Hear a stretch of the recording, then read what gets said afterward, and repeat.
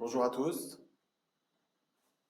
Bonjour à tous ce matin pour ce premier e-club orchestra. Voilà, j'espère peut-être le dernier. Euh, voilà, derrière moi, vous avez le petit graphique du dernier club orchestra. Donc, c'était il y a un peu plus d'un an. Nous étions tous ensemble, nous fêtions nos 20 ans. Donc, maintenant, on a fêté depuis nos 21 ans. Euh, J'en profite pour remercier vous remercier de votre présence, remercier aussi les clients que nous avons depuis plus de 15 ans. Il y en a un certain nombre, certains sont connectés. J'en profite aussi pour accueillir des nouveaux clients que nous avons depuis 9 mois. Je vais les citer pour que vous sachiez qui ils sont. Donc, depuis quelques mois, nous avons quelques nouveaux clients euh, qui sont Fairmove, qui sont la vallée du Mont Blanc, avec des stations comme Chamonix et Megève, Illicado, Ilux, Club L'Employé, Loisirs en Chair, un certain nombre d'hôteliers qui nous ont rejoints sur une solution de package dynamique et des tours opérateurs qui font du flex avec nous. Donc voilà, je les accueille aussi dans ce groupe et dans ce club orchestra. Alors, ce qui est intéressant avec ces nouveaux clients que nous avons, ces nouvelles collaborations, c'est que ça démontre la vivacité de notre secteur, qui vit une période particulièrement difficile, évidemment, depuis un an, depuis 13 mois. Nous avons encore quelques mois difficiles à passer, comme vous le savez ou vous imaginez tous, mais on espère tous, évidemment, dans les prochains mois, une reprise progressive et puis forte vers la fin de l'année. Donc, c'est dans cette perspective que nous nous plaçons dans ce club orchestra, vous apporter des idées pour la relance, pour développer vos activités. Nous-mêmes, au niveau d'orchestra, depuis un an, c'est la perspective dans laquelle nous nous sommes placés, être les mieux placés pour vous servir lors de la relance. Alors, je ne vous cache pas que la relance, on l'attendait déjà en juin dernier, puis en septembre dernier, puis en décembre dernier. Voilà, elle finira bien par arriver à un moment donné, peut-être légère cet été et plus forte à l'automne, mais en tout cas, elle sera là et il faut en même temps faire tout pour résister et continuer à être là et se préparer pour la suite par de l'innovation, par des nouvelles idées, par de la réorganisation aussi, être plus efficace et innover. Ce sont les deux choses qu'il faut arriver à faire euh, dans les prochains mois. Voilà, alors il y a un chat à gauche où vous dites tous bonjour, etc. Donc voilà, et vous pouvez éventuellement poser des questions, j'essaierai d'y répondre au cours de la présentation. Ça sera forcément moins interactif que quand on est ensemble, enfin avec le chat maintenant, c'est formidable. On peut aussi se parler, enfin voilà, je peux surtout vous répondre. Alors l'idée c'est donc de vous apporter des idées pour la suite, et donc voilà, on va vous présenter un certain nombre de sujets qui sont des sujets de développement importants chez nous depuis maintenant un an, et puis qui vont, j'espère, vous apporter des perspectives pour la suite. Alors, on va commencer par un sujet qui est qui est un sujet plutôt de l'aérien, du transport, évidemment, qui sont des connectivités directes. Évidemment, on en fait, nous, depuis 15-20 ans, des connectivités directes, mais dans l'aérien, c'est quelque chose qui s'est ouvert depuis quelques années, sur lequel nous travaillons, et 2021 est sans doute l'année du lancement réel de ce qu'on appelle le NDC. Donc, ça commence par ça. Donc, NDC ou Direct Connect, c'est le premier sujet dont j'aimerais vous parler. Donc, se connecter directement avec les compagnies aériennes. Déjà, avant de vous dire pourquoi, comment, de quoi il s'agit, le NDC, donc, c'est une norme qui a été développée par IATA, mais la connectivité directe, c'est quelque chose d'encore plus large, c'est-à-dire avoir la capacité de se connecter avec le système d'une compagnie aérienne, quelle que soit sa norme, quelle que soit la connectivité. Donc voilà, nous on préfère parler de connectivité directe, puisque un certain nombre de compagnies, un certain nombre de systèmes n'utilisent pas la norme NDC, mais voilà, c'est pas bien grave. L'intérêt, c'est quand même de pouvoir se connecter. Donc le NDC, c'est l'équivalent du XFT pour les tours opérateurs, pour ceux qui connaissent ça, et vous êtes nombreux. Mais au-delà d'une norme, il y a l'idée de se connecter directement au système d'inventaire d'une compagnie aérienne. Vous avez marqué la partie graphique de la présentation qui a aussi évolué depuis un an. Voilà, vous apprécierez, j'espère. Voilà, je remercie les personnes qui ont travaillé dessus, on a Charles, voilà, j'en profite pour les remercier. Donc, alors le NDC, donc, on dit, voilà, on va plutôt parler de connectivité directe plutôt que du NDC. Et puis, bah, de quoi il s'agit? Il s'agit d'accéder à une offre aérienne plus riche en services, donc avec une capacité notamment de vendre des ancillaries qui est plus forte que précédemment, et puis plus compétitive. Pourquoi? Parce que bah, à travers ces connectivités directes, la compagnie est capable d'avoir un niveau de tarification beaucoup plus large que ce qu'elles avaient au travers des GDS, où elles étaient bloquées sur 26 classes tarifaires de par les lettres de l'alphabet. Donc, voilà l'objectif de ces connectivités directes, c'est de disposer d'une offre plus large et plus compétitive. Alors, une fois qu'on a dit ça, évidemment, on a besoin, évidemment, dans une offre transport, d'avoir l'ensemble des compagnies et l'ensemble des routes. Et donc, on a besoin d'un système qui agrège, en fait, ces offres-là. Voilà. Et donc, l'agrégation, c'est un point important. Donc, être capable d'agréger des offres venant d'une source principale de type GDS ou consolidateur, avec des connectivités directes faites avec les compagnies aériennes.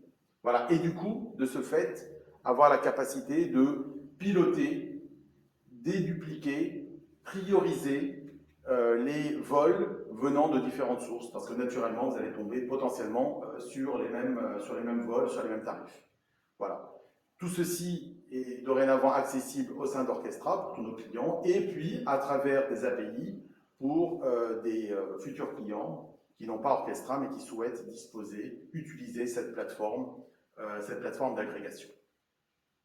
Alors, pour un voyagiste, un challenge important évidemment de ce sujet, de ce nouveau sujet, donc qui commence en 2021 vraiment à décoller, même si ça fait un an et demi que l'usage a démarré. Un challenge très important, c'est évidemment le back-office. Et donc, comment je traite, à partir de flux différents, comment je traite les dossiers. Et donc, nous avons travaillé sur ce sujet, et maintenant nous disposons d'un back-office transport qui vous permet de gérer en fait les dossiers venant des connectivités directes. Voilà. Et donc là, on voit comment on va pouvoir accéder à un dossier, comment on va pouvoir émettre un billet, annuler le dossier, en haut à droite. Malheureusement, c'est une chose qui a beaucoup été fait depuis un an. Ajouter des services, voilà. Ça, c'est le détail d'un vol avec ses conditions tarifaires. Et puis la capacité, en effet, d'ajouter des repas, des bagages par personne. Donc voilà ce que permet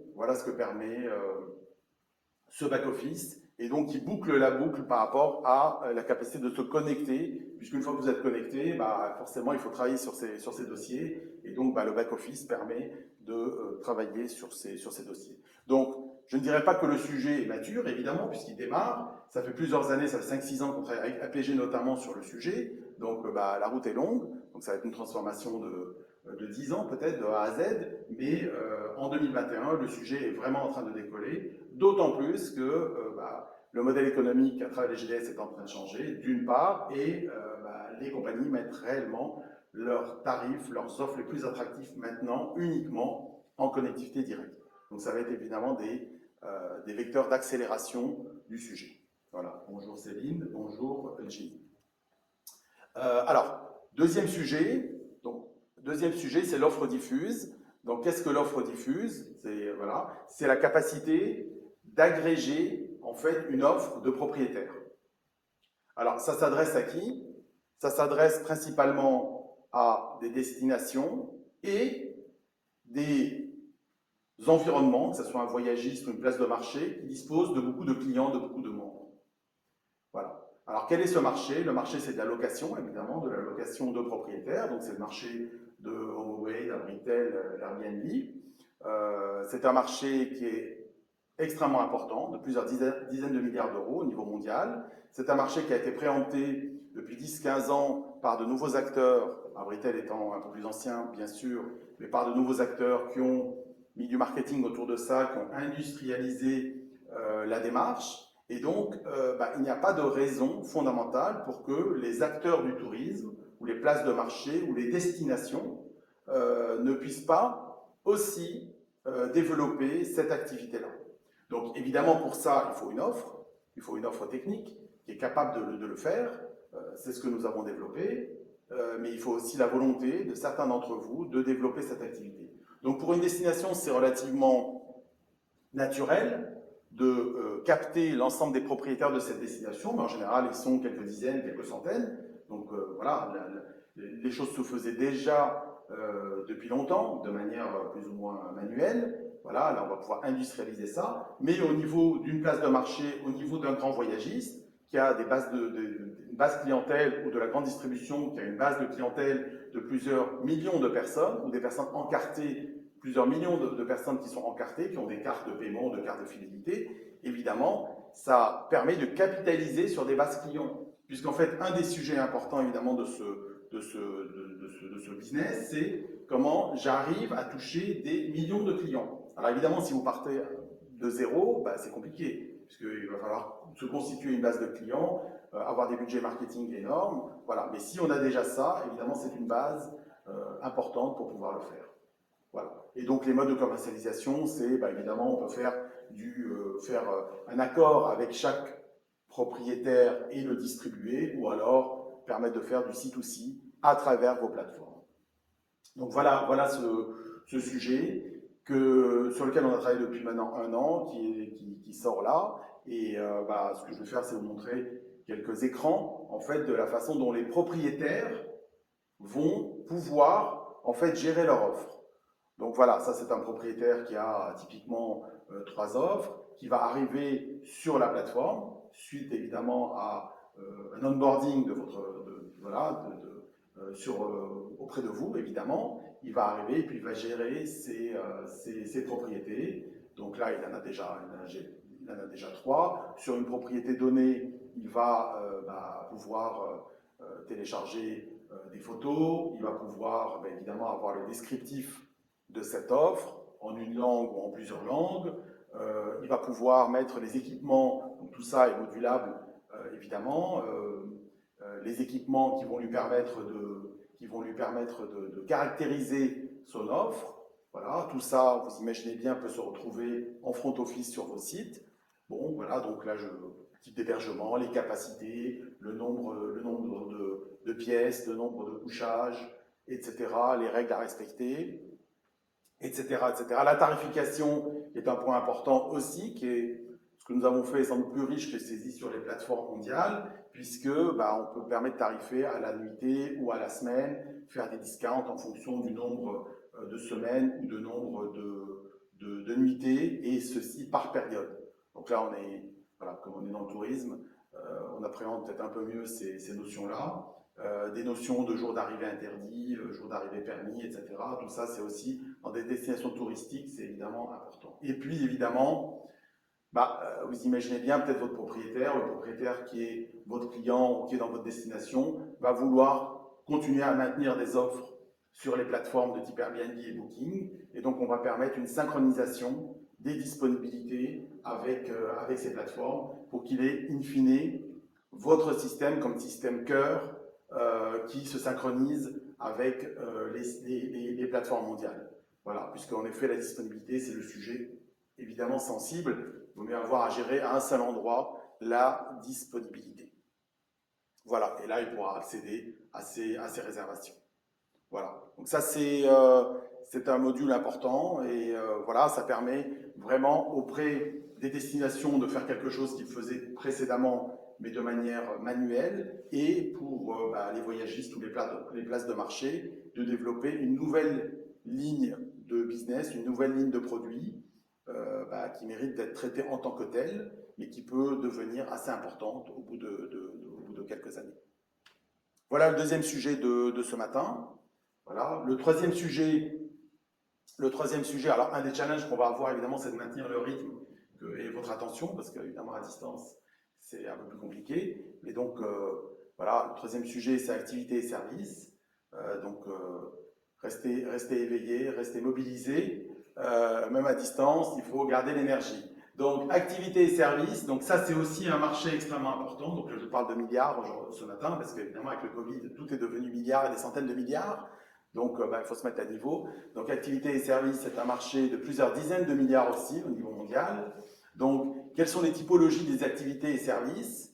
Les typologies, c'est le ticketing, les expériences, l'outdoor et les services. Donc, bonjour Frédéric du TGV, donc Bordeaux-Paris ou Paris-Bordeaux. Voilà, comme quoi la Wi-Fi, ça fonctionne dans les TGV. Voilà, donc c'est ces types de produits que nous souhaitons pouvoir vendre de différentes manières. Voilà, c'est ça le projet. Donc, pouvoir vendre du ticketing, des expériences, de l'outdoor et des services de différentes manières en standalone, donc à travers des catalogues sur vos sites qui sont des catalogues spécifiques. Voilà, c'est ce qu'on ne pouvait pas faire jusque-là. Donc pouvoir avoir une section loisir quelque part, hein. C'est du tourisme, mais c'est plus du loisir que du tourisme. Et une grande partie en fait de ces offres, aujourd'hui sur le marché, dans le monde, sont vendues auprès de personnes qui ne voyagent pas. Ce n'est pas forcément lors d'un voyage qu'on réserve ces activités-là, c'est dans la vie quotidienne, c'est pour passer un week-end, c'est pour un soir, etc. Des activités qui se font auprès de gens qui font des activités autour de chez eux. Donc voilà, c'est une activité encore un peu à part, hein, ce n'est pas exactement du tourisme, même si il y a évidemment un lien avec le tourisme quand c'est à destination. Mais une grande partie de ces activités sont réservées proches du lieu d'habitation des gens. Voilà, donc on est plus dans le domaine du loisir que du tourisme. Après tout, Orchestra, c'est la plateforme loisir, donc c'est assez logique de s'intéresser à ça un jour. Alors, comment est-ce qu'on vend ces activités? Donc, à travers des catalogues spécifiques, comme je l'ai dit, en option d'un package ou d'un hébergement. Donc ça, c'est ce qu'on fait déjà, c'est ce qu'on sait déjà faire. Et puis, les éléments qui sont quand même très connectés au tourisme et qui peuvent apporter des revenus additionnels sans trop d'efforts, entre guillemets, c'est de vendre des activités en post-sale ou en pré-départ. Donc post-sale, c'est une semaine ou juste à la suite d'une réservation. Et pré-départ, c'est 1, 2, 3, 4 semaines avant le départ. Quand on se projette sur un départ, on se pose la question de savoir ce qu'on va faire. Et forcément, c'est l'occasion de solliciter les voyageurs et de leur proposer des activités contextuelles à leur date de départ, évidemment au lieu de départ, et évidemment, si on peut aussi, alors à la typologie de passagers qui sont dans le dossier, si on peut aller jusque-là. Et puis, in fine, évidemment, les gens se posent des questions sur place, et donc on pourrait aller jusqu'à proposer aux gens sur place des activités pour qu'ils puissent les réserver. Voilà, donc voilà les différents cas d'usage de ce sujet-là, et donc dès maintenant, vous pouvez nous solliciter pour commencer à travailler sur ces sujets-là. Voilà, nous disposons d'un certain nombre de connectivités qui permettent d'avoir ces activités-là. C'est quelque chose qui s'enrichit régulièrement, et donc ça vous permettra dans un de ces use cases ou dans plusieurs de ces use cases, vendre ces activités-là, sachant qu'aujourd'hui, ce qu'on fait pas mal, ce que pas mal d'entre vous font, c'est de les vendre en option, mais c'est toutes les autres possibilités que nous ouvrons désormais. Donc voilà sur les activités. Donc qu'est-ce qu'on va pouvoir faire quand on aura des catalogues spécifiques? On va pouvoir rechercher des activités en fait, par typologie, par destination, par keywords, par rayon. Donc je veux une activité autour de chez moi. Du coup, forcément, à 5 minutes, à une demi-heure, à 1 heure, à 2 heures ou à tant de kilomètres, je vais avoir des activités autour de chez moi. Et la capacité de mettre ça dans un panier, alors on est déjà content quand il y a une activité qui est vendue, mais bon, on offrira la possibilité d'avoir un panier d'activités, chose qui a moins de sens dans le domaine du package ou dans le domaine de l'aérien. Donc voilà la façon dont ça va fonctionner. Donc évidemment, ça nécessitera des implémentations sur vos sites, sur vos front office. Et donc dans l'administration, vous administrerez les activités comme vous administrez les packages aujourd'hui. Donc c'est une autre forme de produit en fait. On a les produits qui sont les packages et on va avoir les produits qui sont que sont les activités. Donc voilà la façon dont ce sujet fonctionne désormais au sein d'Orchestra. Voilà, là on a passé déjà trois gros morceaux. On va parler maintenant d'un autre sujet. Donc là, vous voyez, on a parlé plutôt de produits, de sourcing, voilà, de la façon d'enrichir en fait l'offre. L'offre que vous pouvez avoir à disposition pour la distribuer évidemment. Maintenant, on va parler d'interfaces, nos interfaces à nous, ceux qu'on met à votre disposition. Donc, depuis un an, on a aussi travaillé sur l'évolution de ces interfaces, je dirais la modernisation de ces interfaces, certains en 10 ans. Hein. Donc, en 10 ans, il se passe des choses dans le monde. Voilà. Et donc, dans les dernières versions que vous avez eues, vous avez vu ces nouveaux interfaces. Donc, forcément, en termes d'habitude, en termes de gestion du changement, ça peut peut-être un peu vous choquer.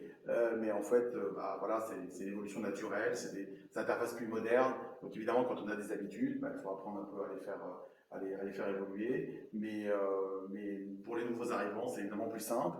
Mais en fait, on va faire régulièrement ces changements dans la continuité.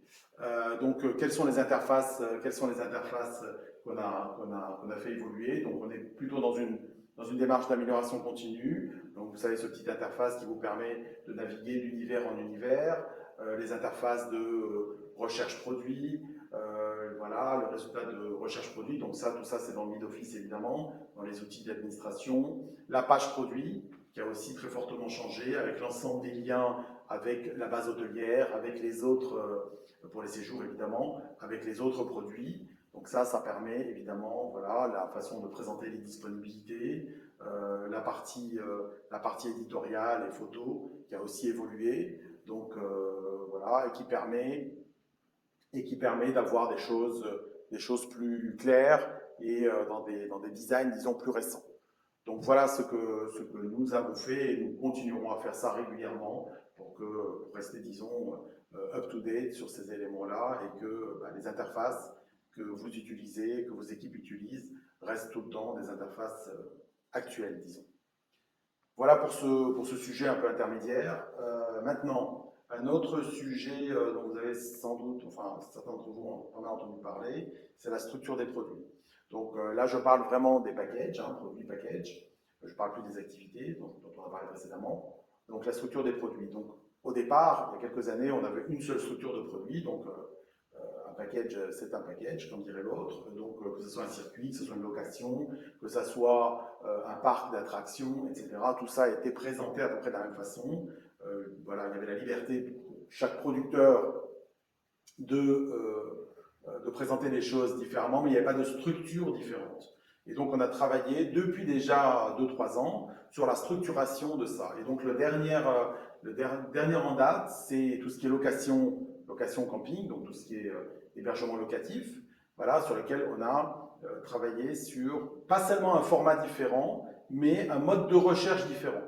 Voilà. Donc, on a travaillé sur la possibilité de rechercher par capacité. Donc, j'aimerais avoir des résidences ou des campings qui permettent d'aller à 4, à 5, à 6. Et donc, comme on a l'ensemble des capacités de chaque résidence ou de chaque camping, on est capable de répondre avec des prix par capacité. Voilà, chose qu'on ne faisait pas précédemment. Et puis, il y a la nouvelle structure, c'est-à-dire, en effet, structurer les choses telle façon à ce que la présentation soit plus adaptée au fait que c'est une location et c'est un camping. Et donc, on a travaillé avec quelques producteurs, les premiers, notamment le copier à vacances, pour présenter les choses d'une certaine façon, pour que, évidemment, cette offre et la façon de la présenter soit contextuelle à la typologie de produit. Voilà, donc là, on voit l'illustration ça doit être des cottages chez Center Parcs ou quelque chose comme ça. Voilà, on voit les différentes activités, puisque ça devient de plus en plus, tout ce qui est location, etc., ça devient aussi un peu des clubs. Et donc, les activités ont une place importante, dans cet environnement-là. Voilà, donc ça, c'est un des derniers travaux que nous avons fait, location. On a travaillé aussi sur les circuits. Ça, c'était aussi à peu près au même moment, au cours des derniers mois. Donc, sur l'enrichissement de contenu, sur le fait de présenter un circuit tel qu'il devrait l'être. Donc, voilà, pas dans un seul bloc, mais de manière beaucoup plus progressive. Donc, typiquement, vous voyez, la carte, c'est souvent utile pour un circuit, naturellement. On dirait qu'on aurait pu y penser avant. sauf que il faut du temps aussi pour faire évoluer les différentes interfaces avec les producteurs. Voilà, donc là, typiquement, voilà la façon dont on présentera dorénavant les circuits auprès des producteurs qui nous les envoient comme ça, et ça va évoluer petit à petit. Donc typiquement, on a déjà fait ça, je crois, avec Kony, Asia et Worldia. Donc voilà sur ce sujet. Donc les délocations, les circuits, et in fine, puisqu'on a travaillé précédemment sur d'autres structures, voilà les typologies maintenant que nous avons. Donc séjour, ça reste une typologie un peu générique, et des formats spécifiques pour tout ce qui est location, circuit. Ce que nous avions fait précédemment, croisière et parcs de loisirs existent aussi depuis quelques années. Et donc, in fine, les produits, package, seront présentés de manière différente en fonction de leur typologie, pour à chaque fois s'adapter à, évidemment, le produit lui-même. Typiquement, dans les croisières, on va naturellement parler des ponts, on va avoir beaucoup de photos liées aux ponts, évidemment aux cabines, etc., etc. Voilà sur ce sujet. Donc ça permet d'être plus pointu sur un front office. Donc tout ça est intégré par défaut dans le B2B pour les réseaux d'agences. Voilà. Mais pour les front office, pour les sites internet, évidemment, il faut à chaque fois faire quelques travaux pour pouvoir intégrer ça. Dernier sujet, pardon, j'ai zappé, voilà, les keywords. Donc ça, c'est un sujet aussi important. Donc de pouvoir caractériser en fait toutes ces offres, quelle que soit leur structure et leur typologie, de pouvoir les caractériser par des keywords. Ce qui permet, donc les keywords sont des mots-clés, voilà, c'est le même mot français-anglais, avec des liaisons automatiques avec les critères. Donc qu'est-ce que ça veut dire? Ça veut dire qu'on peut rechercher, quand on crée un produit, on peut utiliser ces keywords. Quand on affiche des produits, on peut utiliser ces keywords. Donc c'est beaucoup plus, voilà, c'est relativement vaste comme univers, et donc ça permet de faire des recherches beaucoup plus libres sur la base donc de ces centaines de mots-clés qui vont pouvoir se retrouver sur vos front office. Voilà. Et donc ça existera, je pense, aussi pour les activités. Donc tout type de produits auront aussi des keywords. Et donc voilà, ça ouvre un champ, disons, de recherche et d'affichage qui est plus vaste que ce que nous avions jusque-là. Voilà pour la structure des produits. Et donc, naturellement, dans cette structure des produits, nous allons parler de la location. Donc, ça nous amène à un autre sujet assez naturellement, qui est la destination France. Donc, notamment pour nos clients qui sont en France, qui sont quand même la grande majorité. Donc, destination France, ça va être, comme vous en doutez bien, encore un best-seller cet été. Un best-seller parce que la destination France prend de plus en plus d'importance et qu'on arrive de plus en plus à intermédier la destination France, ce qui est plutôt une bonne chose, et un best-seller aussi par défaut, parce que évidemment les destinations, disons, hors Europe vont être plus difficiles d'accès encore pendant quelques semaines, j'imagine, et peut-être cet été, et donc forcément en proportion, la destination France va prendre une importance d'autant plus grande. Donc, qu'est-ce qu'on veut dire là-dessus? Parce que c'est quelque chose que nous avons déjà depuis des années. On l'a renforcé depuis 1 ou 2 ans naturellement. Donc, ce qu'on veut dire par là, c'est que la distribution de produits France auprès de clients français doit être adaptée, c'est-à-dire forcément il y a une recherche un peu plus fine qu'il faut pouvoir faire, notamment une précision géographique qu'on demande moins quand c'est évidemment à une destination lointaine, ou le fait même que ça soit dans un pays ou dans une ville lointaine suffit pour caractériser le produit. Et puis, évidemment, il faut se poser la question de la valeur ajoutée que vous apportez dans cette distribution, et donc comment je caractérise l'offre, comment je la mets en avant suffisamment bien pour justifier ma valeur ajoutée, pour justifier l'intermédiation, puisque vous savez que c'est un marché qui est relativement peu intermédié, même s'il l'est de plus en plus. Voilà, et ça c'est une bonne chose pour nous tous, mais encore faut-il qu'on montre notre valeur ajoutée dans sa distribution. Voilà, et puis des typologies spécifiques de produits, on en a parlé, puisqu'il y a quand même beaucoup de locations, même s'il y a aussi un certain nombre de tours opérateurs traditionnels, disons classiques, qui se mettent aussi sur cette destination. Donc, les offres, vous les connaissez, c'est beaucoup d'hébergements. Donc voilà, on a mis ici la liste de toutes tous les partenaires que nous avons qui sont connectés. Nous avons 2 nouveaux partenaires qui vont faire de la production, donc IDEX Travel qui va faire de la production de séjours en France, de séjours thématiques en France, Mondoramas qui est un réceptif français. Donc voilà, ça enrichit cette offre. Au-delà, donc, comme je l'ai dit, d'un certain nombre de tour opérateurs qui font des clubs en France ou commencent à faire des circuits ou des séjours en France. Voilà, vous en avez entendu parler à travers la presse. Donc ça, c'est quelque chose qui aussi est disponible dans la plateforme. Donc l'année dernière, on était un peu surpris, évidemment, puisqu'en mai-juin, on s'est dit, vous vous êtes dit, ou on s'est dit tous ensemble, il va falloir se mettre à faire de la France parce que c'est difficile d'aller ailleurs. Maintenant, on est un peu moins surpris, puisqu'on est un peu au courant de ça, et donc dès maintenant, depuis quelques semaines ou quelques mois, on savait déjà que sans doute l'été sera quand même à forte dominance destination France, pour les Français évidemment. Donc voilà sur ce sujet, je pense. Voilà ce qu'on peut dire sur ce sujet, donc destination France. Alors, dernier sujet fonctionnel, après on va aller sur 2-3 autres sujets. Dernier sujet fonctionnel important, c'est le processus de réservation. Alors vous allez me dire, je l'entends déjà, que ça fait 2 fois que je vous en parle, et je vous fais une promesse, c'est de ne plus vous en parler la prochaine fois, parce que tout le monde aura un nouveau processus de réservation, donc qui a été développé maintenant depuis plus de 2 ans. Donc, comme vous le savez, c'est un processus qui est mobile first. Certains l'ont déjà sur leur version mobile depuis 1 an, 1 an et demi. Maintenant, la nouveauté, depuis maintenant quelques mois, c'est qu'il va couvrir aussi le desktop. Et évidemment, l'objectif fondamental, c'est évidemment les taux de conversion et l'amélioration des taux de conversion dans ces processus de réservation. Alors pourquoi je dis c'est?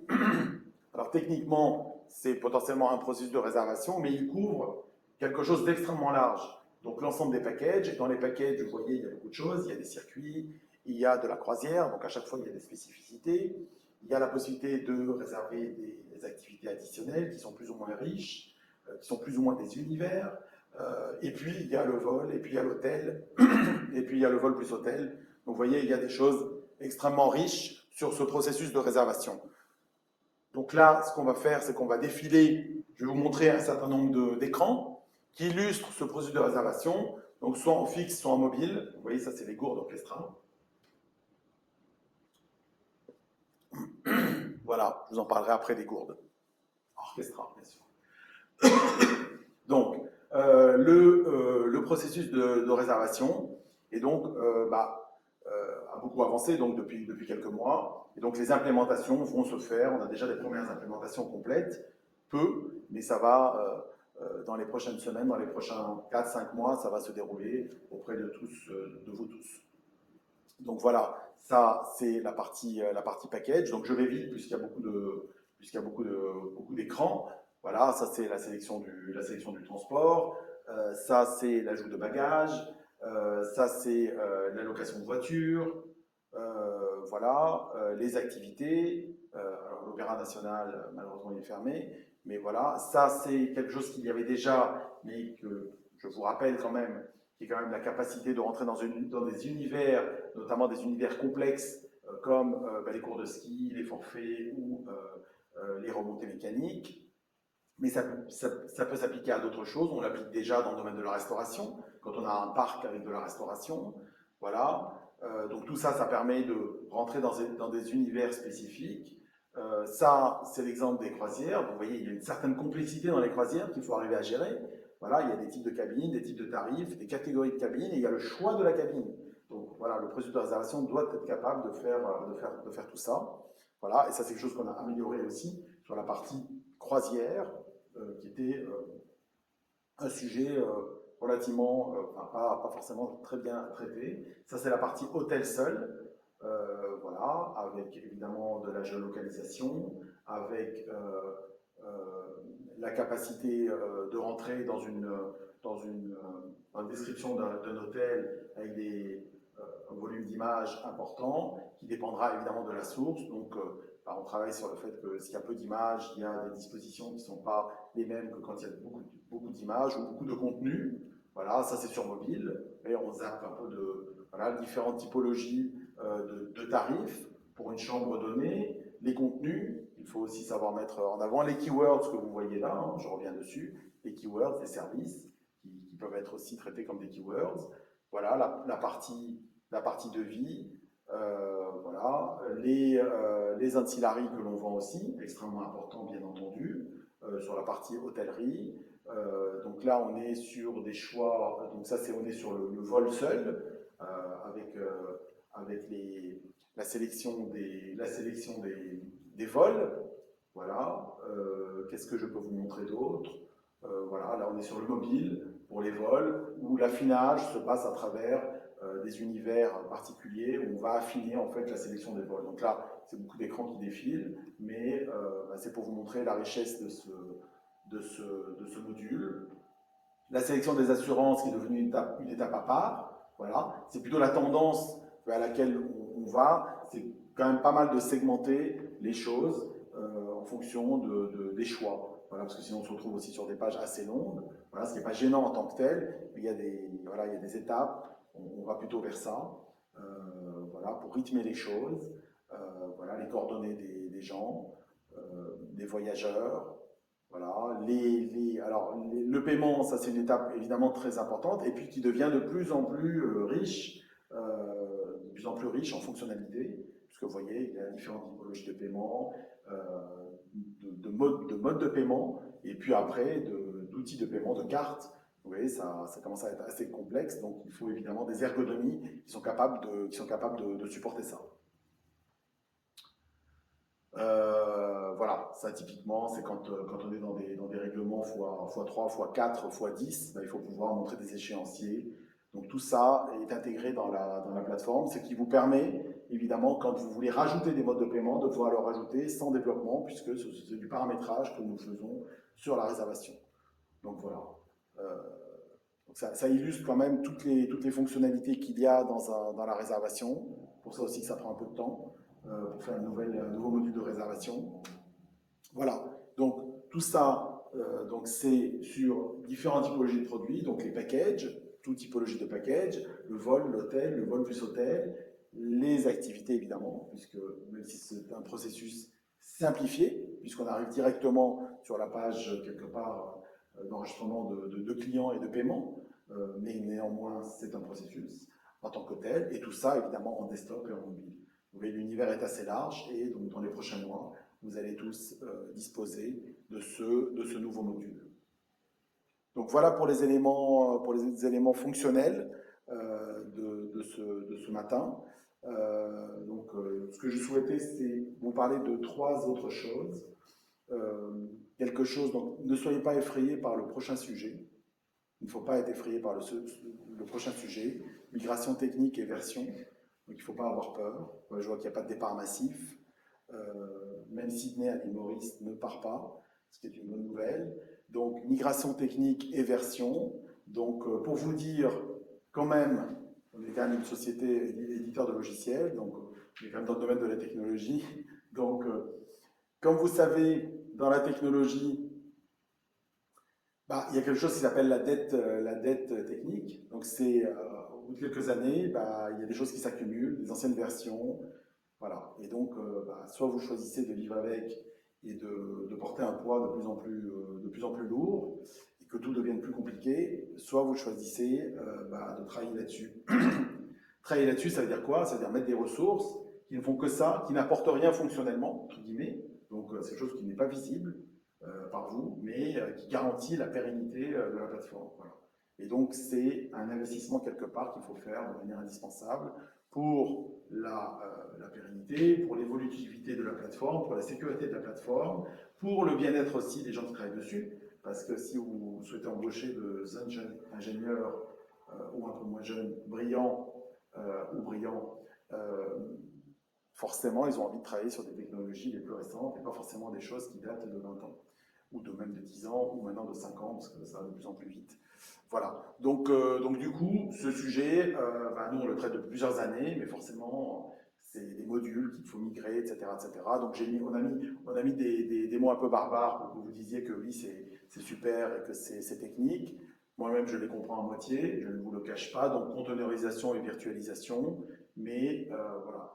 c'est des choses que nous faisons. Donc, sur la sécurité et protection des données, ça, c'est des choses peut-être qui sont un peu plus fonctionnelles quand même, parce qu'il y a eu tout le sujet des SP2 à partir du début avril. Donc, forcément, ça a fait beaucoup de travaux chez nous.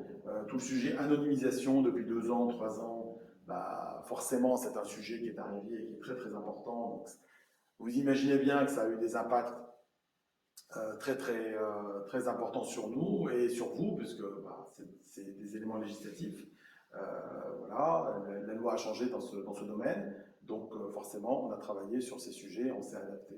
Et puis, quelque chose en revanche qui est de nature technique et organisationnelle, voilà le dernier item ici, et qui va avoir un impact sur vous, c'est le processus de validation, déploiement des versions. Donc jusque-là, on était dans un processus extrêmement rapide, malgré tout, même si ça n'a pas l'air, quand même des versions de 5 semaines, c'est quand même, ça veut dire 10 versions par an pour une plateforme logicielle. Bon, alors il y en a qui font ça tous les jours, mais il y en a qui font ça tous les 2 ans. Donc 5 semaines, c'était quand même relativement rapide, mais quand même avec des semaines de validation post-fin de version. Donc entre le moment où on lançait une évolution et le moment où elle pouvait être en production chez certains d'entre vous, bah forcément il y avait 2 mois de délai en gros. Donc on a revu cet élément-là pour pouvoir en fait rapprocher le développement d'une feature sur la plateforme logicielle, donc il y a quand même un sujet avec de la non-régression importante, hein. C'est pas comme changer un front office d'un client, hein. La plateforme logicielle en tant que telle qui est utilisée par tous, donc à un moment donné, la non-régression est un sujet majeur. Donc comment rapprocher le développement d'une feature de sa mise en production chez vous. C'était ça l'enjeu que nous avions. Et donc, on part sur des versions plus courtes et avec une disponibilité immédiate. Donc forcément, chez nous, il y a pas mal de changements, d'organisation, de mode de travail, etc. Mais l'objectif, en gros, c'est de passer de 2 mois à 2 semaines et d'accélérer cette capacité de mise à disposition. Donc tout le monde ne va pas migrer toutes les 2 semaines sur de nouvelles versions, mais on aura la capacité d'avoir des nouvelles features très régulièrement. Mais on veut malgré tout être quand même sur des rythmes de nouvelles versions de 2 à 4 semaines pour que vous soyez constamment tous à jour de nos versions. Et chaque migration sera forcément beaucoup moins pain, comme dirait l'autre en anglais, que de migrer de versions qui ont 6 mois ou 9 mois.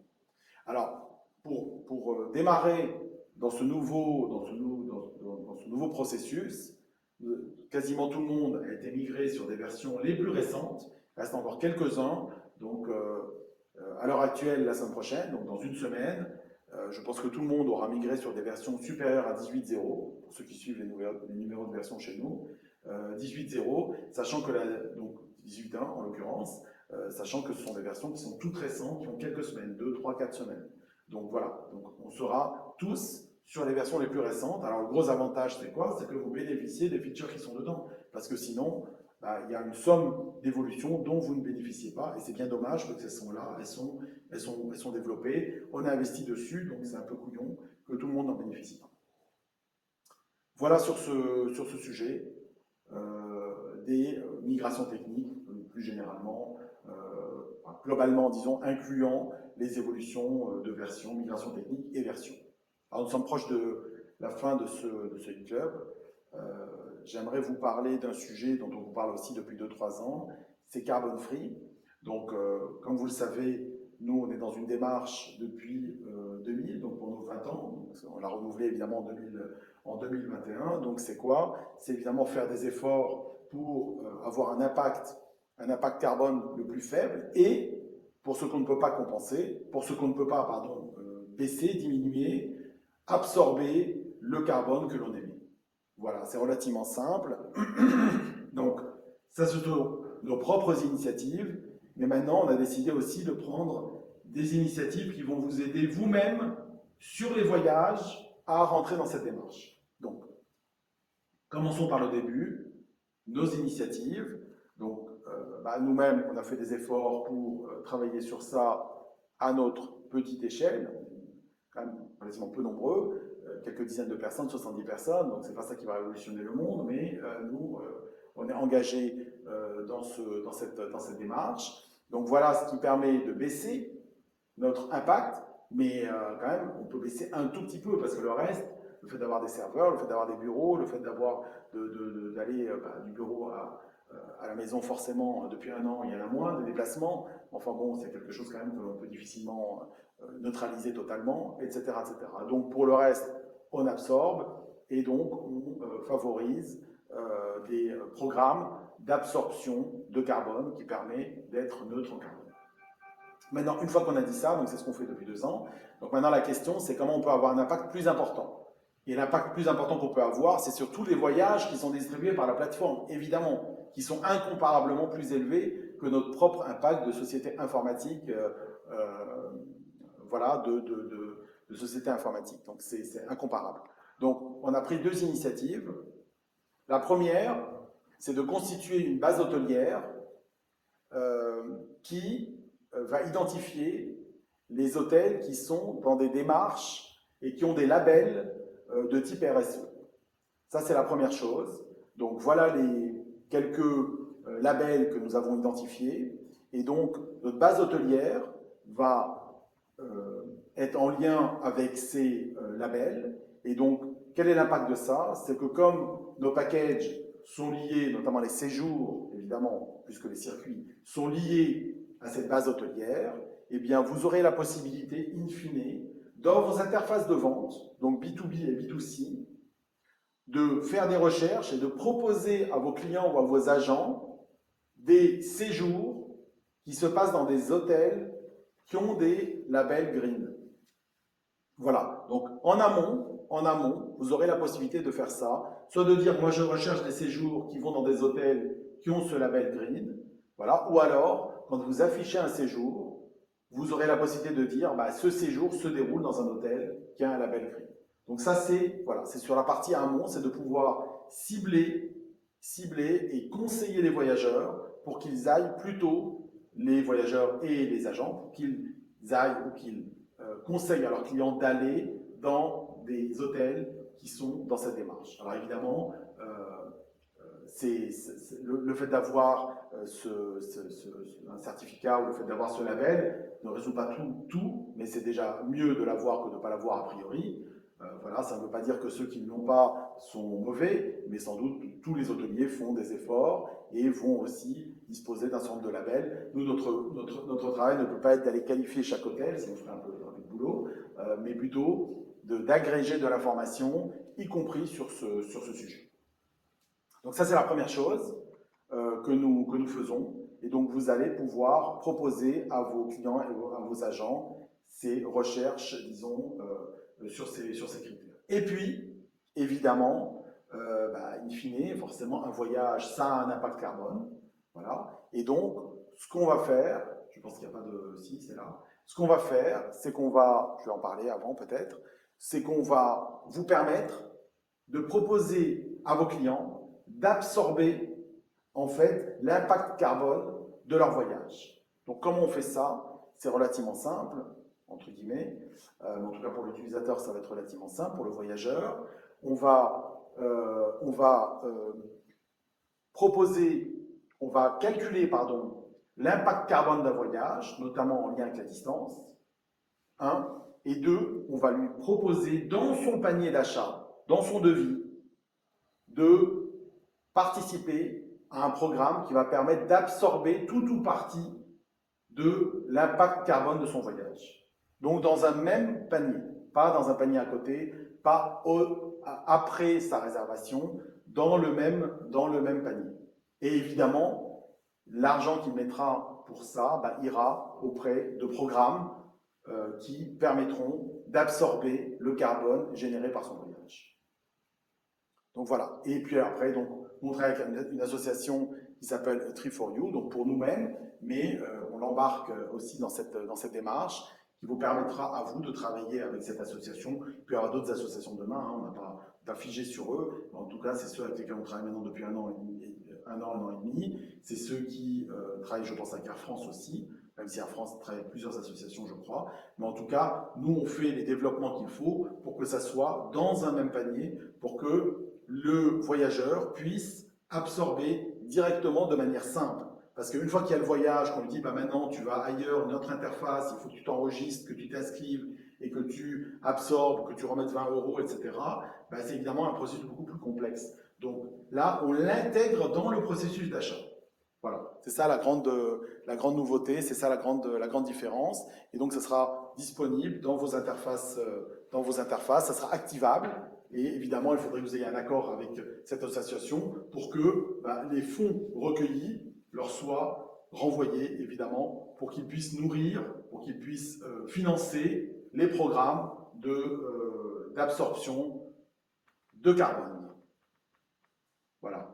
Donc, ça ressemblera à ça. C'est joli cette petite.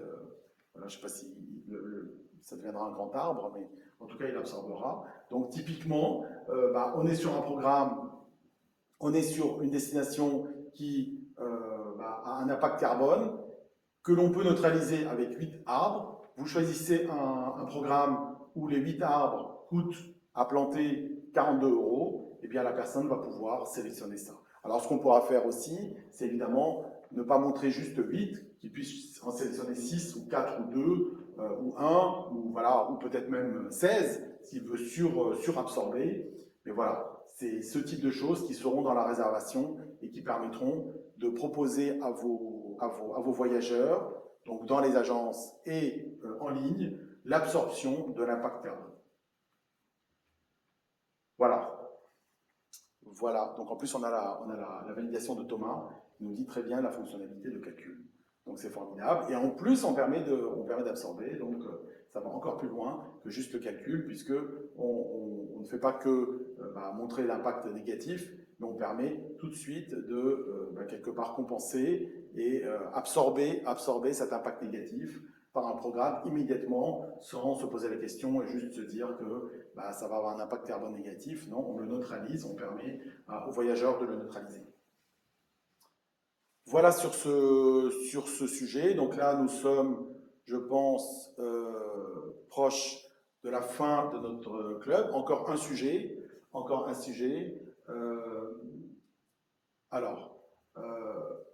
Les interactions entre vous et nous. Donc ça, on a travaillé aussi sur ça, et puis on l'a fortement amélioré. Alors, avec quoi? Avec 4 choses. Donc il y a Magali qui demande si les Théo exploitent le label Green. Je ne pense pas, mais c'est nous qui allons faire ça avec notre base hôtelière. On va lier les hôtels avec les labels et lier les hôtels au package. Donc ils n'auront pas besoin de faire ça, puisqu'on va le faire pour l'ensemble du marché. Donc les interactions, pour revenir sur ce dernier sujet, les interactions. Donc qu'est-ce qu'on a aujourd'hui comme interaction? Donc ça c'est une page c'est une slide qui a été validée par l'Académie française, donc tous les mots sont en anglais, sauf interaction. Vous allez voir, c'est formidable. Donc Friday Life, donc tous les vendredis, dernier vendredi de chaque mois, dernier vendredi de chaque mois à 10h, donc une intervention où on présente les nouvelles évolutions. Donc ça, c'est la première chose que l'on fait maintenant depuis un an, hein, et ça a un certain succès auprès de quelques-uns d'entre vous, mais plus vous serez nombreux, plus vous serez au courant des évolutions. Donc c'est pas long et c'est profitable. Deuxième chose, c'est un wiki run, donc run au sens opérationnel. Hein. Alors, un wiki, c'est quoi? C'est en fait une interface que vous allez tous avoir et qui va être nourrie de choses que l'on va écrire ou que vous allez pouvoir écrire sur le fonctionnement en fait d'Orchestra dans votre contexte. Donc ici, typiquement, des éléments sur l'outil d'administration, sur le back-office, sur le front-office, sur les exports. Et donc, dans chaque item, il y aura des articles, et dans une somme d'articles, et chaque article décrira en fait le fonctionnement de votre propre orchestra, de votre propre front-office. Donc, ça vous permet à vous-même de mémoriser ce qu'il y a à faire, quand parfois ça sort un peu des mémoires, de ne pas poser les mêmes questions évidemment, et même entre vous, auprès de vos propres équipes, quand il n'y a pas qu'une personne, c'est quand même dans 100% des cas, de pouvoir vous-même avoir une base de connaissances que vous allez pouvoir échanger entre vous et avec nous. Voilà, donc ça c'est évidemment clé pour garder toute cette mémoire et, ne pas, et notamment pouvoir onboarder, puisqu'on est dans l'anglicisme, pour onboarder des nouvelles personnes qui disposeront de cette base de connaissances qui est adaptée client par client. Ce n'est pas de la connaissance générique sur comment fonctionne l'orchestra, c'est de la connaissance contextuel à chacun de nos clients. Voilà, donc chacun d'entre vous aura ce module, donc c'est déjà déployé chez 2-3 clients, je pense. Et il faut nourrir aussi, il faut nourrir le module ne suffit pas, il faut le nourrir évidemment, mettre les articles, etc. Donc, mais vous aurez la main aussi pour le faire à travers l'admin d'Orchestra. Vous avez la main pour nourrir en article. Donc c'est ça qui est intéressant, c'est que ce n'est pas un univers fermé pour vous, au contraire, vous pouvez contribuer aussi à l'enrichir. Alors les release notes, ça, c'est comme ça maintenant depuis 1-2 ans. Donc il y a l'ensemble des features d'Orchestra à l'intérieur des release notes. Et donc par version, vous avez les features et vous avez le moteur de recherche en haut qui permet aussi, avec des mots-clés, de rechercher l'ensemble des features passées ou à venir. Donc ça, c'est par exemple la release note 18.0 qui vous permet d'avoir l'ensemble des articles et l'ensemble de la connaissance de chaque version. Et encore une fois, le moteur de recherche permet de chercher sur tout type de version, tout type de module, l'ensemble des évolutions qui sont attachées à un mot-clé. Et puis nous avons aussi nous-mêmes changé notre organisation il y a quelques mois. Nous avons spécialisé la partie opérationnelle, run, la partie création de projets, évolution, et puis la partie account management. Et donc vous avez des account managers qui sont plus, disons, dédiés, focalisés vers vous et qui n'ont pas de tâches opérationnelles de run à faire, du moins c'est ce qu'on leur demande. Mais c'est de plus en plus la réalité. Voilà, et donc cette organisation et ces quatre éléments que nous apportons permettent d'améliorer les interactions avec vous. Donc il y a Cédric qui pose la question, est-ce qu'il y a un reçu fiscal?